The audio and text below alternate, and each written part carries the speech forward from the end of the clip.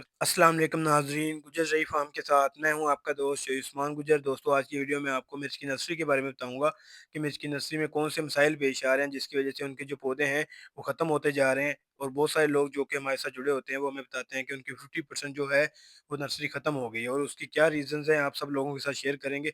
और इस साल एक बीमारी ऐसी है जो कि पहले नहीं आती थी, इस साल इसलिए लोगों को पता नहीं है, और आप सब लोगों के साथ शेयर करेंगे कि उसको कैसे कंट्रोल करना है।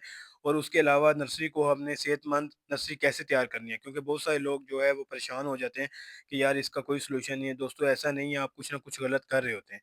चलें दोस्तों, शुरू करते हैं। सबसे पहले दोस्तों, सबसे पहला जो मसला आ रहा है वो डंपिंग ऑफ का, जो कि हम आप सब लोगों को पहले भी बताते रहते हैं कि अगर आप जर्मिनेशन के फ़ौरन बाद पानी जो है वो ज़्यादा लगाएँगे, उससे आपकी डंपिंग ऑफ होगी। इसलिए आपने कोशिश करनी है जर्मिनेशन के 1 हफ़्ता पानी नहीं लगाना।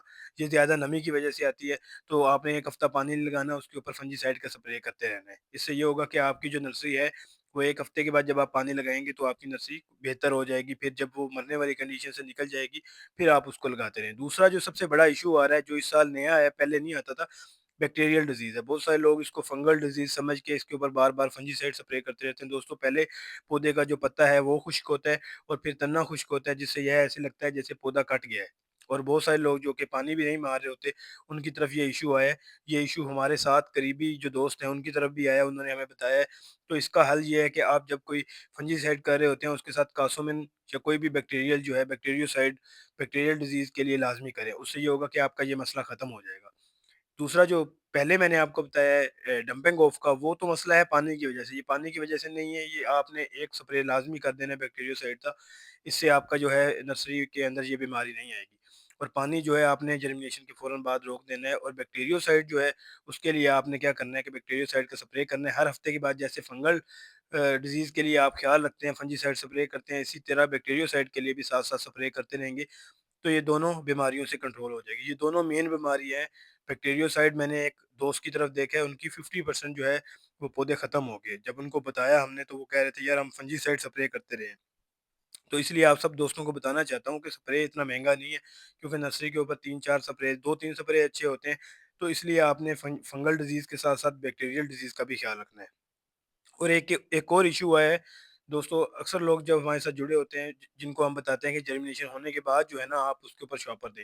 अक्सर लोगों ने क्या किया है, जैसे ही जर्मिनेशन होने लगी है, पिछले 10 से 15 दिन पहले कोहरा पड़ा है ना, जब कोहरा पड़ा है तो वो जर्मिनेशन हल्की सी हो रही थी, तो उन्होंने कोई शॉपर डाला नहीं हुआ था, जिससे ये है कि उनके पौधे ख़त्म हो गए। और चौथा जो इश्यू आ रहा है दोस्तों, वो ये है कि जब आप रात को जो है ना शॉपर दे देते हैं ना, उसके बाद जो रात को जो कतरे होते हैं वो नीचे गिरते हैं।